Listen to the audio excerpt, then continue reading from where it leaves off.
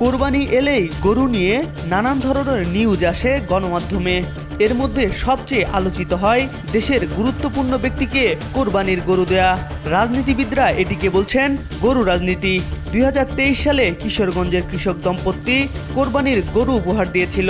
তবে এবার হাসিনা নেই, পালিয়েছে ভারতে। কিন্তু গরু রাজনীতি বন্ধ হয়নি।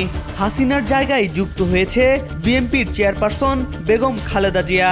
পটুয়াখালীর সোহাগ গরু উপহার দিতে চান বেগম জিয়াকে। যদিও রাজনীতি বিশ্লেষকরা বলছেন শেখ হাসিনার চেয়ে বেগম জিয়ার ব্যক্তিত্ব অনেক উন্নত। তিনি নেবেন কিনা জানা নেই। পরিবারের সবাই সন্তানের মতো লালন পালন করছেন ষাঁড়টিকে। কালো কুচকুচে রঙের ষাঁড়টিকে ভালোবেসে সবাই কালো মানিক বলে ডাকেন। গত বছর ষাঁড়টির দর উঠেছিল 10 লাখ টাকা, কিন্তু বিক্রি করেননি কৃষক সোহাগ মৃধা। প্রায় 35 মণ ওজনের ফ্রিজিয়ান জাতের ষাঁড়টি বাজারে তুলবেন না তিনি। পবিত্র ঈদুল আজহা উপলক্ষে শখের ষাঁড়টি বিএনপির চেয়ারপারসন খালেদা জিয়াকে উপহার দিতে চান সোহাগ। কৃষক আমলিকি নেত্রীর গরু দিছে, তারপরে আমার ভিতরে একটা করছে, কাজ করছে এভাবে যে আমার নেত্রীরও আমি এটা গরু দেবো। আমি যদি আমার গরুটা দিতে পারি, এটা আমার নিজেকে আমি এটা ধন্য মনে করবো। এই আমার গরুটাও জানি, সে আমার গরুটা জানি নেয়, গ্রহণ করে।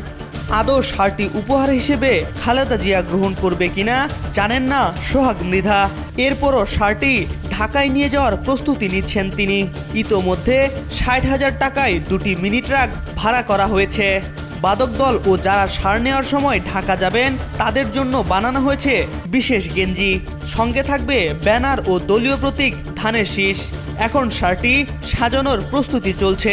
সোহাগের কালো মানিককে এক নজর দেখতে বাড়িতে ভিড় করছে দূর দূরান্তের মানুষ।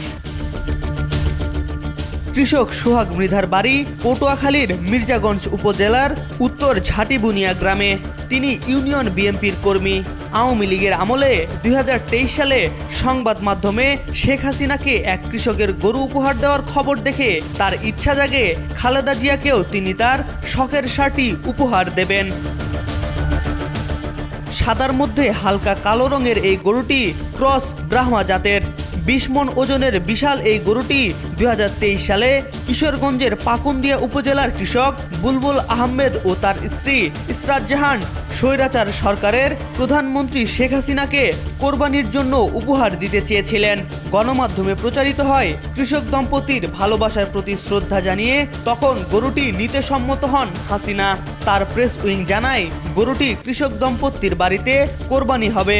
মাংস স্থানীয় দরিদ্র ও অসহায় মানুষের মধ্যে বিতরণ হবে। MR আকাশ, আজকাল।